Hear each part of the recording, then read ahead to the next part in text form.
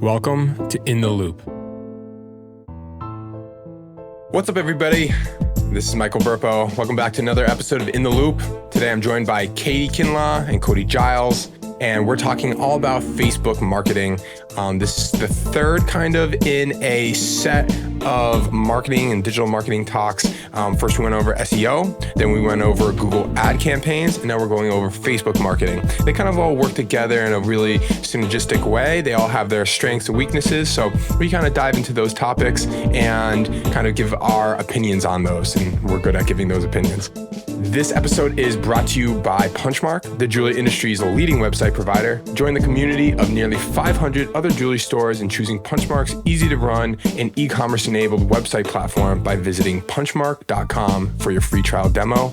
And this episode is also brought to you by the Smithy Group, a digital growth agency that helps leaders and businesses dream bigger and achieve multi-generational integrity. Through insights and intelligence, digital marketing, and advertising solutions, they help businesses expand their business and grow their revenue. The Smithy Group has helped hundreds of businesses surpass their goals and believe whatever your business and whatever your story, they will make it matter to your audience.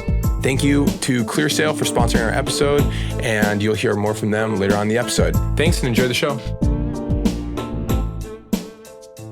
So this is going to be the kind of like the part 3 of a 3-part series when it comes to kind of online spending for your website, just for your business in general. So we started with SEO, which is search engine optimization. So that specifically is targeting Google search, but it can also relate to Bing as well as Yahoo search. Then we went into Google ad campaigns, which is again targeting Google. And then now we're going to get into Facebook marketing. And Facebook, that actually touches upon Facebook and Instagram. In case you didn't know, Facebook owns Instagram. They purchased it for a cool $1 billion.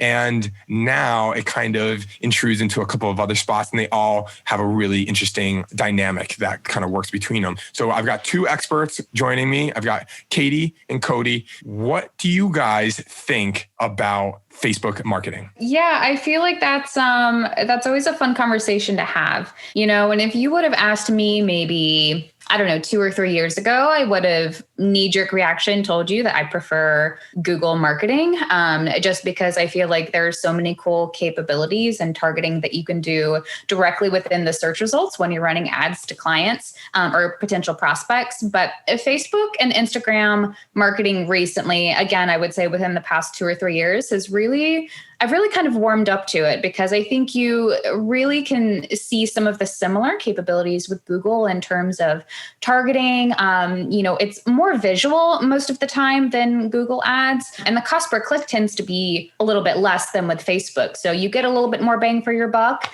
and there's more creative control with it, with also the demographic capabilities, which is pretty cool. Yeah, I think on the last podcast, we even said that Katie was always a Google fan. I've always been more of a Facebook fan. So we kind of have both of those fields going. Yeah.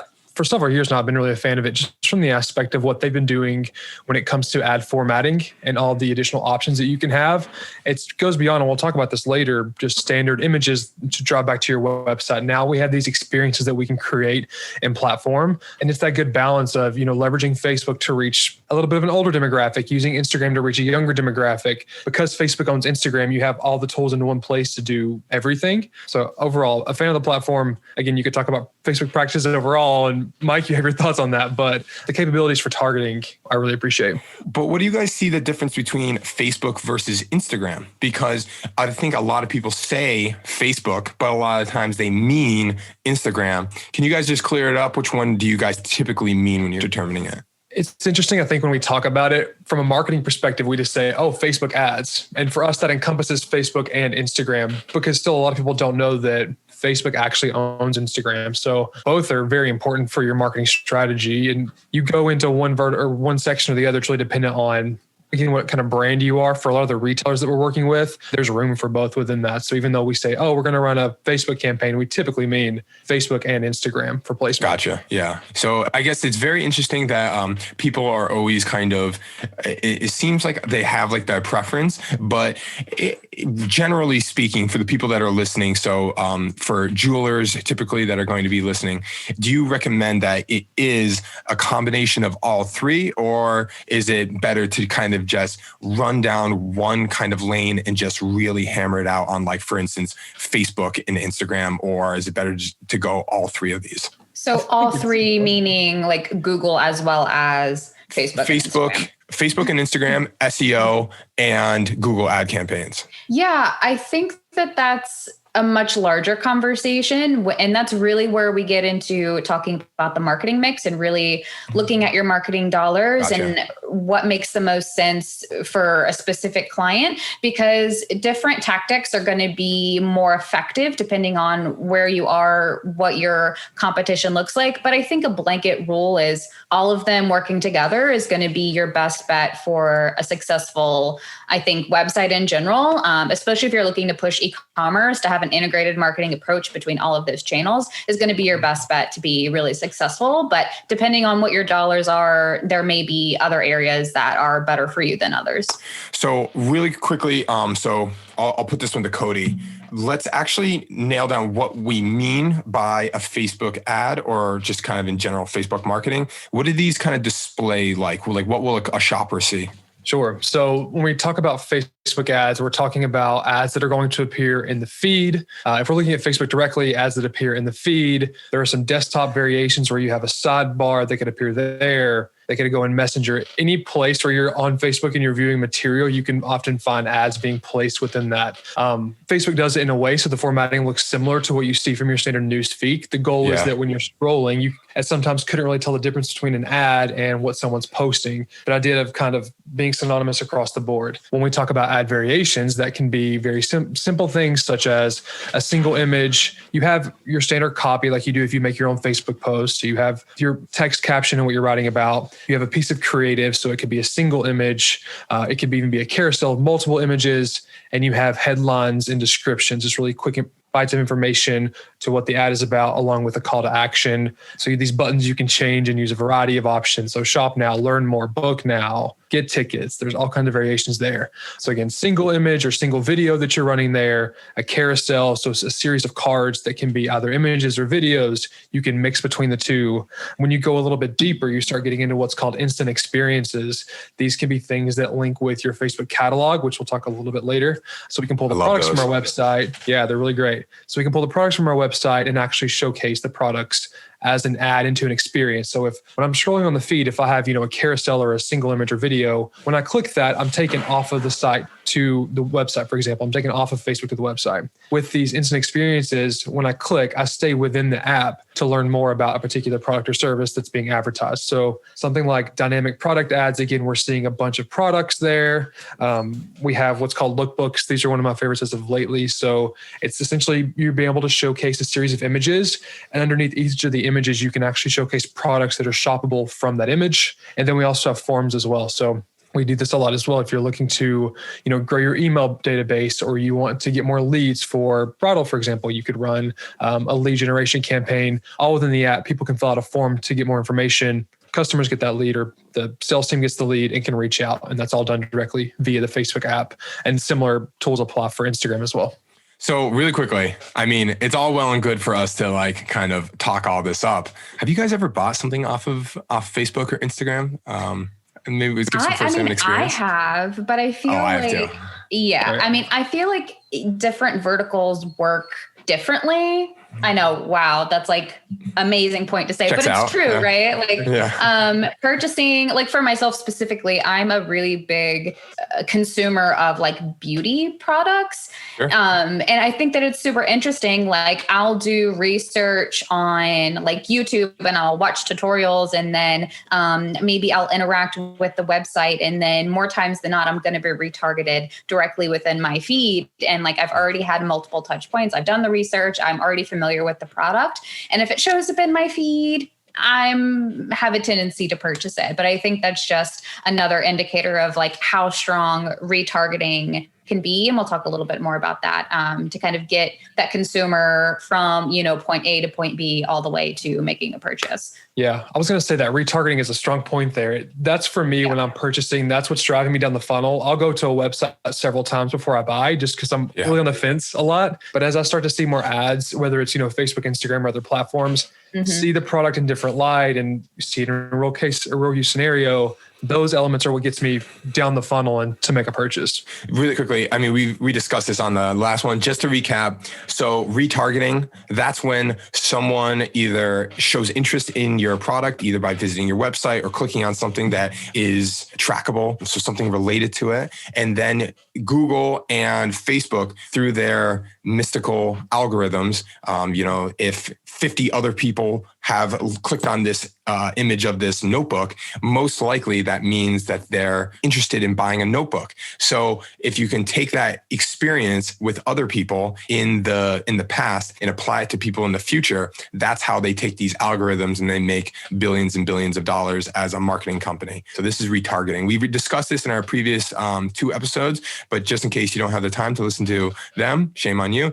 But this is your 3-second kind of summary. So let's talk about what are the objectives when it comes to selling or using Facebook advertisements, whether that means Facebook or Instagram.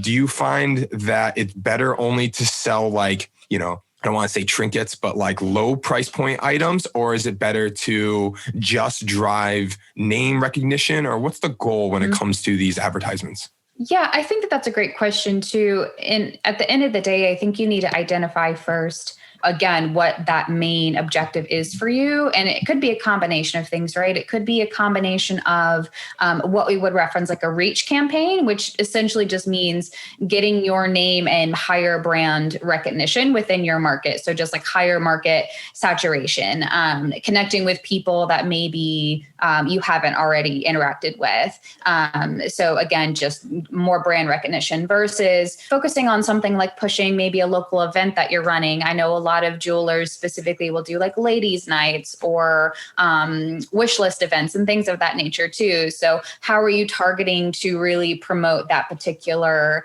event, right? The objective there is going to be different than maybe just general brand recognition. And then you can kind of transition into driving actual just traffic to the site, having the ability to target people within your local demographic area based on their interests, things of that nature, as well as then transitioning into talking about pushing e-commerce. And that's where we can really talk about dynamic product ads and things of that nature, and how you can integrate your product catalog from your website, integrate it to Facebook, which also connects to Instagram, and then be able to target people at the product level as well. So it's a combination of each of these things. What are you looking to do? Either gain recognition for your brand, bring foot traffic into the store for a specific event, drive traffic to your site, or to actually push e-commerce sales. And how do you use all of these pieces together is really kind of the larger conversation.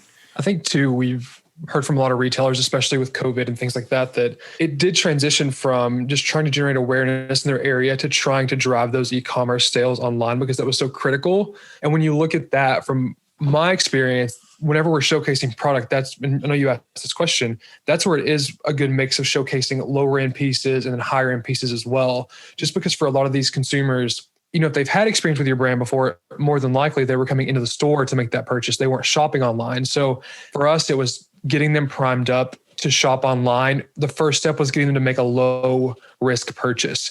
We found a lot of success with doing, a bracelet where there was a charity component and it was, $40 or $50. That primes them to buy from the retailer online. Then you gradually can ladder them up over time to get them to spend more money. We know, something like bridal, for example, it's a lot trickier, right? To go straight to e-commerce and try to promote $5,000, $10,000, $15,000 rings that these people really want to see in store. So like Katie said, you have to think about what is it you're wanting to push? Now, what objective is best for that? So maybe it's awareness and traffic to the site, but knowing you're going to need to get them into the store for that final mile to make that purchase. Yeah. So I guess that's the main thing is what I'm getting out of this is that it's a malleable tool depending on what your store's goal is, and even what your store's goal is for this season or holiday or whatever it is. That's what you should be driving. It's not going to be a same thing all the time or for every store. It's know what your business's goals are, identify them, and then use these tools to kind of drive those conversions. But guys, don't go away. We're going to take a quick break with this word from our sponsor, ClearSale. Having a native integration with Punchmark, ClearSale prevents fraudulent chargebacks without interfering with the online shopping experience, therefore helping merchants to protect their revenue and improve their bottom line. ClearSale reviews incoming orders and provides straightforward decisions. Accept or reject each order with no minimum sales requirement. Trusted by over 3,000 customers worldwide and touting a 99% retention rate, ClearSale has three major goals. Number one, prevent payment fraud and chargebacks. Number two, increase revenues by converting incorrectly declined transactions into approved transactions. And number three, compensate for losses related to fraudulent chargebacks. As a result, clients can sell more safely, even in dynamic or challenging international markets. More information at offer.clear.sale/loop. That's LOUPE. Join other Punchmark clients and protect your revenues from fraud and false declines today. Thanks. Back to the show. So welcome back, everybody. Can I just say how much I love ClearSale, and not just like them as a software, because they do so much for our clients, to really have an ease of like actually pushing e-commerce, in terms of the fraud piece there. But we actually were recently in the Atlanta Jewelry Show and had a joint panel with the team at ClearSale, and they are so much fun. They're so intelligent and, really good people. So if you get a chance to connect with them, they're good stuff. One thing that's kind of funny is we have a, I don't know if we're going to cut all this out of the show, but for the people that are listening and for Cody, we have a Slack channel that is dedicated to whenever a client of ours makes a sale, and then we get a notification, which is cool. Whenever a client makes a big sale, typically $1,000 or more, we have a separate channel that some people can push things through, and it gives a special notification that's like, big sale. And it's funny, I'd never really trust those until we look and see if it's been ClearSale approved. Mm-hmm. And then it's like, wow, that person just made a $5,000 sale and it's been approved by ClearSale, so it must be legit, which is just a really neat kind of aspect of it. So back into this show, let's talk about targeting. So the biggest kind of selling point when it comes to really any of these tools is how granular these people can get with who they're targeting. It's not just anybody that gets on Facebook in the next 10 minutes. It's very specific people. And you guys wrote down demographics, behaviors, and interests. Can you guys kind of talk about how or what those actually mean? Yeah, sure. I think, our episode's called Is Facebook Listening to Me? I'll speak for Katie and myself when we say that we're building ads. We do not have an option that says someone has recently spoken the words Keurig and we're using our advantage. We don't have that option, although we can't answer what Facebook is or isn't doing. When it comes to targeting, that's, again, it's a heavy topic of conversation, either from a good or bad standpoint, about all the data that Facebook can use to target you. And like Mike, you mentioned, one of the things is obviously at a base level demographics, which you'll find from most of the advertising platforms that you have access to when you're creating ads. So we can look at gender, we can look at age range, and we can look at location. For Facebook, we can target as close in as a mile and as far out as an entire country. So we have kind of those options at our fingertips when it comes to basic options like demographics. Beyond that, we have things like behaviors. So there's kind of two elements of this. One, Katie spoke a little bit about retargeting. So through the use of what's called a pixel, which we'll talk about a little bit later in the show, we can target based on a behavior that someone takes on our website if we have everything set up correctly. So if they go to a certain web page, if they stay on the site for a certain amount of time, we can use that data. Facebook also curates their own behaviors that we could use. One, for example, is called engaged shoppers. So it's looking at the activity of consumers that are on Facebook, seeing, who's clicking on the ads and who's going through and making an actual purchase.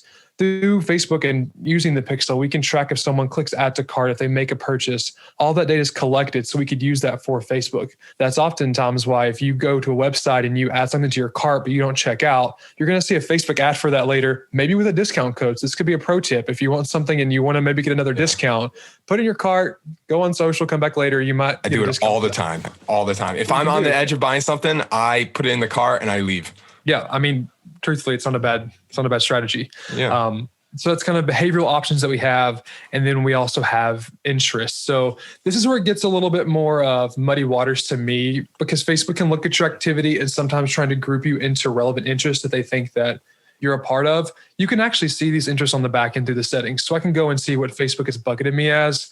I reviewed that at one point. A lot of them were really far off. So I was like, this doesn't really track. One was like a mom's group. I don't know what's happening there. So for us at TSG, we rely less on interest and more on behaviors. One thing to mention with demographics, I was very surface level, and age, location, and gender. You can go even further. So helps us in, the jewelry space. Whenever we're doing bridal campaigns, we can target someone in a relationship. We can target people that are married or have an anniversary coming up. This is all data that you put into the system. So you told Facebook when you got married, you told them you were in a relationship. All that data you willingly provided to Facebook, and now they're turning around and using this to target you. And these same options obviously apply to Instagram as well. So I said Facebook, but it's for both there. Yeah. And just think about it. You're like, oh, Facebook doesn't know that about me. Well, they do. Like, you can go into the back end. I bet you if you were to search, what is my Facebook interest? How do I find my profile's Facebook interest? I guarantee, I've done this before. You can look up even as close as like, what are my political leanings? What are my my tastes in fashion? You can find all those things in the back end. And I think that there's a rule that they have to provide those to the user themselves. So you can go find them for yourselves and come back and listen to this. And it's actually true. So kind of freaky, but there you go. The one other interesting piece with all of this is Facebook has all these profiles that they built out. And what I like about the platform is that we can take an audience that we've curated. So let's say it's people that have been on our website and they've added to cart, just any product. They just added a cart in the past 30 days. Yeah. I can look at that pool of data and then using Facebook, make what's called a lookalike audience. It's going to pull all those people, extract all the variables that they've set up for all those profiles. So the interest, the demographics, all of that, take those, find some commonalities and project them on an entirely new audience. So I can use a base level data of people that were actually on my site to find more people that are like that are willing to add to cart and willing to purchase. It goes all the way down the funnel. So to me, that's a powerful tool. I've seen it work effectively as well, which I think is why I lean a lot towards Facebook of what it can do, because we've been able to really scale e-commerce campaigns up significantly when we have that right primer audience and we're able to use lookalikes to make new projections. Yeah, I definitely agree with that. I feel like custom audiences are really the way to go. And at least for myself in the campaigns that I've run and managed, I feel like lookalikes tend to be on the higher converting end. So, if you have the ability to go in, look at different custom audiences, things of that nature. I mean, lookalikes, chef's kiss. Yep. You said custom audiences. We didn't even talk about that a lot. So, you can upload your entire customer database to reach them even further. So you have a list of, you said ladies night. Ladies night. Ladies night. We do this a lot, right? You want to get the people that attended last year. Okay, I have the email list. Let me put that into Facebook. I can target them directly with ads for the event this year because they came last year. So you're able to, use the data from your past customers, use your website data, even pulling actual platform data. So if I wanted people that saved posts that I put on my feed in the past year, I could pull that audience. If they liked and commented and shared my stuff, I can pull that audience. Like custom audiences is such a huge platform to be able to use. And then chef's kiss making it look like audiences based off of that. Yeah. So is this, are you guys using the Facebook Business Manager tool? Is that what you guys were referring to when you are making those custom audiences? Yeah. So Business Manager, I feel like this is the one part, at least for myself and Cody, I'm not sure if this is the case for you, where when I'm working with a client that this can get a little tricky and trying to explain the difference between like a business Facebook page and then a actual Facebook Business Manager, because those are completely separate. So you create this Business Manager and it has, it's pretty easy to set up. I mean, it's literally 1 or 2 steps, but it's a separate kind of interface and it has different capabilities, like Events Manager. You can connect your catalog, like your product catalog, all of these really cool technical tools that you can then sync with an ad account. So like for Events Manager, you can create a pixel like we talked about. You can do it directly in there. Because I feel like that's a big question that we get a lot too is, okay, I've heard you talk about retargeting. I've heard you, talk about Facebook ads. How do I get this pixel? To do that, you have to create a Facebook Business Manager, generate that from the events tool and then populate that into your website. So it's just a separate tool that Facebook owns that allows you to do a lot of these capabilities as well. We should probably clarify because we've talked about Facebook Pixel. We haven't said exactly what it is. So it's a snippet of code that you take and you place on your website in the header that goes across your website. Katie, am I speaking? You're more the web developer person than me, but you put that piece of code on your website, then that links back up to your business manager, to your ad account. So you're tracking all this data whenever we say someone visited your website, someone adds to cart, all of that Facebook pixel is taking those people coming in and matching them back to Facebook profiles and Instagram profiles. So you can use that for your targeting. Essentially, business manager, I always call it the overall umbrella. You have this overall umbrella and you just pack all your stuff underneath that. So your pages, your Instagram accounts, your ad accounts, your pixel stuff, like it all has to come there. And I would agree with you, Katie. It's the biggest challenge to overcome when we start with a client, because more often than not, you don't know the tool, and Facebook's made it a lot easier for you to advertise from the front end of your page. So some of you that are listening, you maybe have used the boost button on a post from your feed directly. So you just click the boost button, you choose the demographics, and it's a very simple interface to get started, and you launch an ad. We're doing the same thing on Ads Manager, but it's to a much more granular scale, and we're getting access to a lot more capabilities. So more and more I find that people don't know what Business Manager is, because Facebook's trying to make it a lot more simple for everyday business owners to try to market their services through the front end, even though the back end is like a gate open of all the tools you could use. So is boosting, would you call that kind of, not a scam, definitely not a scam, but would you call it kind of, a waste of money? I don't know that it's a waste of money. I really appreciate that Facebook did it to make it easier for especially small businesses to market with their services. It's just watered down. You're losing a lot of the functionality that, for those that are using it, you would never know all the other tools you have at your disposal if you just did it a few different ways. Obviously, it was a big revenue driver for Facebook when they did that. Yeah. They made a lot of money. I'm sure. Yeah. And I was going to say too, I think that you hit the nail on the head, is that it's just a much watered down version. And even when we're talking about like targeting capabilities, at least off the top of my head, I don't do a lot with boosted posts just because it's so limited, but I know you have the ability to target people that have like interacted with your page, and then like friends of the people, kind of similar like lookalike audiences as well, but you don't have the in-depth targeting capabilities that you would with like a standard Ads Manager account too. So I think there's pros and cons to each. Yeah. And it really just determines on what you're looking for. That's cool. All right. So let's bring this home with some kind of actionable advice. That's how we kind of like to end these episodes, is things that they can actually start doing. So let's talk about getting started with, if they want to set up a pixel, like you mentioned, or with Business Manager, what would kind of first steps be? Yeah, I think first steps, if you're wanting to get started and do it the right way, you are, like Katie said, you're setting up that Business Manager. That's one of the first steps. If you're still kind of confused and don't know what that is, definitely I'd encourage you to reach out to us or to Punchmark. If you're really wanting to do it on your own, Facebook does have a course offering called Facebook Blueprint, where they can walk you through kind of that process. So if you want to do it on your own, there are definitely tools out there to help you. It is getting that Business Manager started, connecting all of your assets together, and then it's determining what are my goals and going through that process before you get to the next step of actually launching a campaign. Yeah, I think that that's a really good overview too. When you are creating a Business Manager account, it would just be business.facebook.com.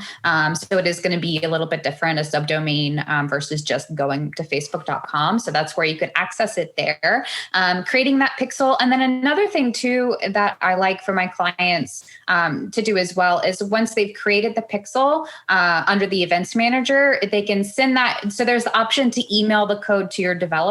So especially if you're like a Punchmark client, you can email them directly to us, and then we can take that code, integrate it. And then from there, there's actually an event tester that's built into the Facebook interface. So it's kind of cool actually, because you can see all of the events as they're triggering to make sure that it's working appropriately. So like you can look at different page views, you can add an item to your cart, and you can see that add to cart is triggered. So you're able to kind of make sure that everything is working appropriately there too. And making sure, like, again, especially if you're a Punchmark client, you have the ability to copy your product catalog directly from the back end of your site. And I've done a ton of resources and webinars and things like that, kind of walking you through that. But you basically take your data feed, and most websites are built with this. Take this data feed, upload it directly to Facebook, and then all of those product information will be pulled directly. So if you want to do, those types of individual product ads, you can connect everything again directly through Business Manager. One other piece I think we're missing from that is when you bring that catalog over, you're also able to enable Instagram shopping. So you're able to, like you would tag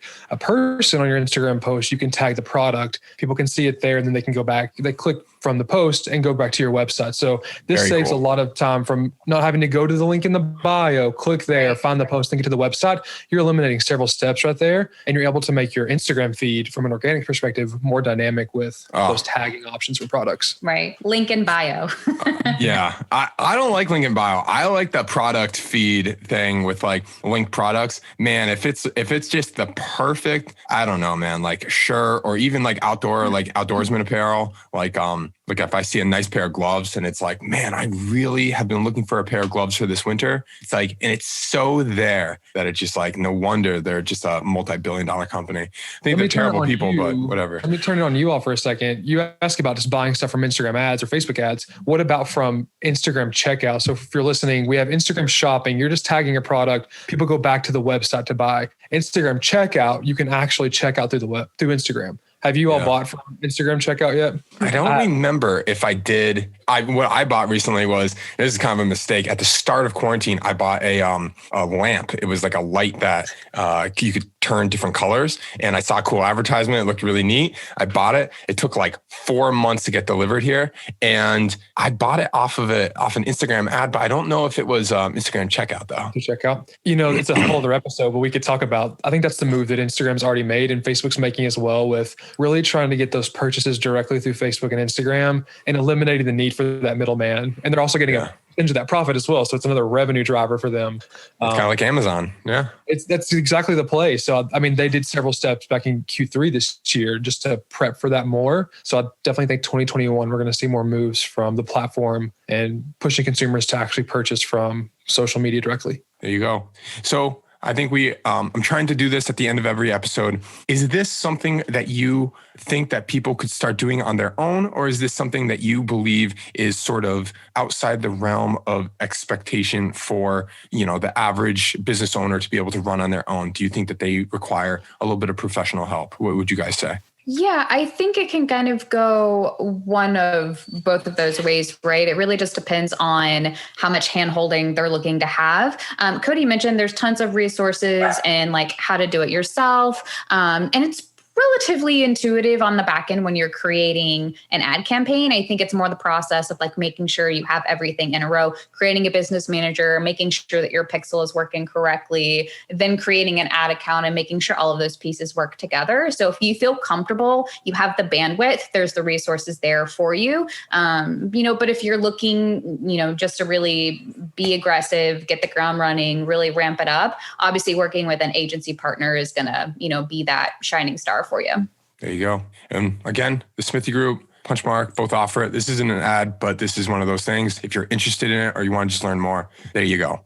So maybe we'll wrap it up there. Katie, Cody, thank you guys very much. Thank you very much to our sponsor for this show, ClearSale. Couldn't be possible without them. Really appreciate them. The next live show will be on the 10th, which is next Tuesday. It's for the AJS show. Very special.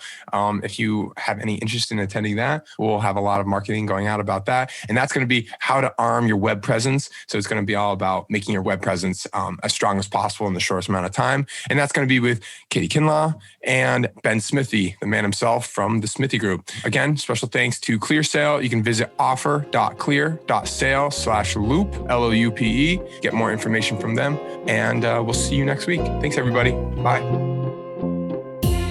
All right, everybody. That's the end of the show. Thank you so much for listening. My name is Michael Burpo, and I was joined by Katie Kinlaw from Punchmark and Cody Giles from the Smithy Group. Thank you very much to our sponsor, ClearSale, for this week's episode. And you can learn more about them at offer.clear.sale/Loupe. That's Loupe to find out more about fraud protection.